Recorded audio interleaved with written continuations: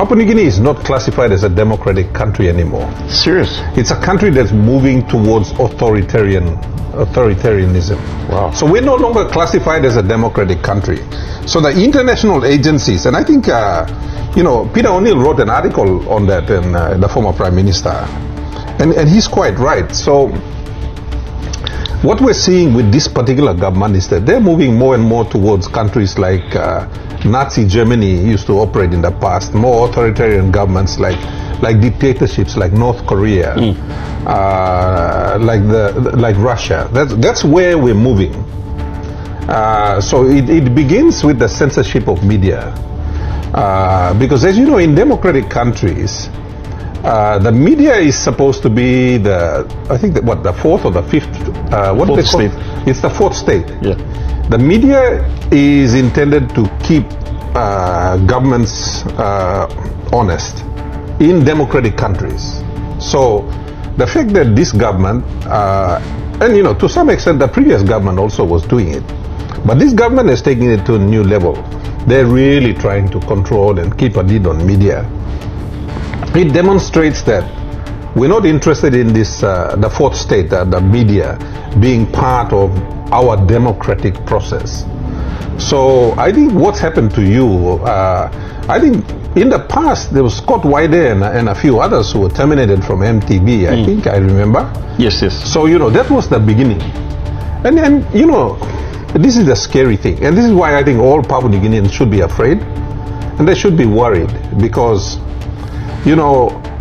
countries don't just suddenly become authoritarian. Yes, in some places you get military coups and that kind of thing that pushes it straight there. But in a lot of places it's more subtle. Also walking easy. You know the story of putting the frog in the cold water and putting the pot on the fire and then just bringing it to the boil. The water is getting hot, the frog is cooking, but the frog doesn't realize it's cooking. And pretty soon it's going to be a feast for somebody. Well, Papua New Guinea is like that. We're like that frog that's being put in the water, and the heat has been raised slowly. So we're cooking. But outside agencies have already rated us. They're rating us. We already tick all of the boxes for a failed country. So we're sort of heading in that failed country direction. And so not only that, we're beginning to tick all the boxes of an authoritarian fascist government. That's where we're going. But in this case, this government is using Christianity as the tool to drive us towards this authoritarian government. And that's I think scary. And most Papua New Guineans, I think, are oblivious. You may not look away or something, come up, but it's happening. You look at the police force, they're paralyzed half the time. You look at the Ombudsman Commission, they're totally paralyzed, practically ineffective. You look at like ICAC, look at the problems with ICAC. Auditor General is just a shadow of what it used to be at independence, So all of those agencies that were developed with teeth in 1975, they are now toothless. Their teeth have been removed. Their fingernails have been removed.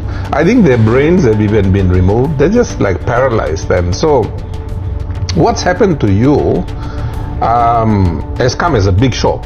But I think it's an indication that all of those people that are behind this authoritarian government, they are now becoming more and more emboldened. They all seem strong now. Yeah.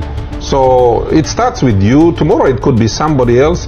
Pretty soon it could be all of us. All of us could be behind bars. I mean, look at some of the laws that have been passed. There are laws that legitimize an authoritarian regime. That's basically what it is. So, we were both surprised because there was nothing unusual about that particular interview compared to the hundreds of other interviews that we've done. And one kind does all.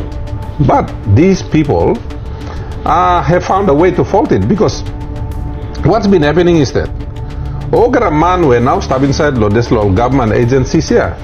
I'm all boyblo boss. They are all boyblo boss. They all bow down to the boss. They all serve the boss. They no longer serve the country. They serve the boss. You look at him. And that's the danger. when everybody starts worshipping one particular guy and they start to idolize that person and they start to believe that this guy can do no wrong, that's what happened to Hitler. Everybody thought, Hitler was a gift from God. Look at what Hitler did, He ended up starting a war that killed so many people, and we're forgetting because it's 80 years later. But it's no surprise because around the world we are seeing the rise of fascist governments, and I believe Papua New Guinea also has a fascist government, which is why it's moving towards authoritarianism.